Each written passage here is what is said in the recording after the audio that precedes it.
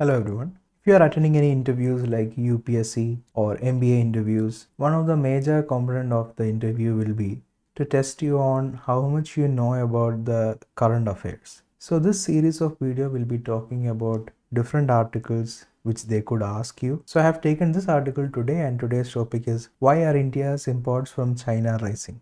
So before getting into this article, there are two things that I want to talk about. First one is the rising trade. Compared to 2019 or 2020, the trade between India and China has risen. The second thing is the investments. For example, the investments done by big tech companies like Alibaba or Tencent, the investment part has been reduced or it has come to a halt. So remember these 2 points and let's look at the article. Many countries including India, USA have been talking about reducing the reliance on China. But if you look in 2021 compared to 2020 or even 2019, the imports have only risen. Now let's look at the actual figures. In 2021, 125.6 billion was the total trade between India and China. Of this total trade, the import was 98 billion and the export was 28 billion.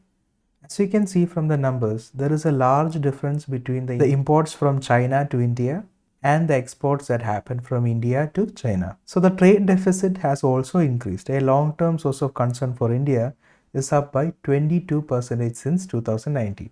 So what is driving India's import? Electrical, mechanical machineries, finished goods like integrated circuits, laptops, computers, oxygen concentrators, and intermediate products such as chemicals, acetic acid, and so on. So you can see a list of items here. If you want to look at, you can just pause the video and look at it. So what does the recent trend of trade figures suggest? As you can see, there is a huge difference between imports and exports. And from all these imports, there is finished goods.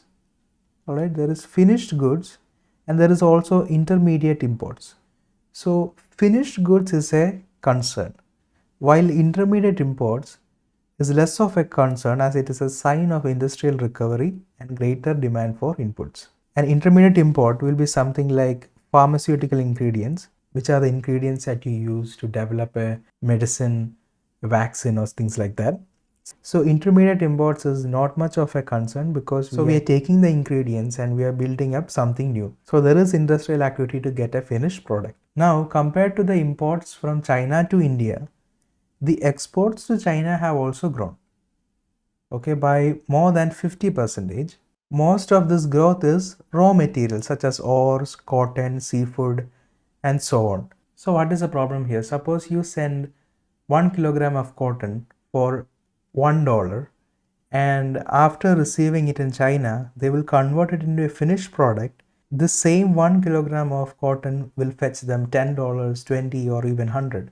Instead of raw materials, India should be able to export finished products. But the 5-year trend shows the trade deficit continues to widen. The deficit has grown from 51.8 billion in 2017 to 69.4 billion in 2021. So now we come to the last part of the article. What are the implications for India-China relations? As I noted in the beginning of the discussion, the trade has been increasing, but the other aspects of economic relations have been changed. For example, investments from China in the past year have reduced a lot due to tighter curves. So whether it be Alibaba or Tencent, all these tech companies have stopped funding Indian companies. And India has also banned 200 apps. And other than that, Chinese firms have been kept out of 5G trials so far. India have tightened the scrutiny on Chinese firms. An example is conducting tax investigations into companies including smartphone manufacturer Xiaomi. And these moves have also caused a reaction from the Chinese Ministry of Commerce. They have said, provide a fair, transparent and non-discriminatory environment for Chinese businesses. So the article ends by saying that India should try to reduce these import dependencies by either accelerating long discussed but slow moving plans to manufacture some of these critical goods in India or source it elsewhere. So I hope you got a bigger picture of the article. So a question that they can ask is what is the current relationship status between India and China? So if such a question is asked during your interview or essay writing, written ability test or group discussion, then in addition to the topics that you already know, you can discuss about the trade, how it has affected, how the investment have affected. how India is trying to reduce some of the import dependencies and so on. So I hope this video is useful. Let me know your opinions through the comment section. If most of you find this useful, then I will continue with this series. Stay safe and see you again.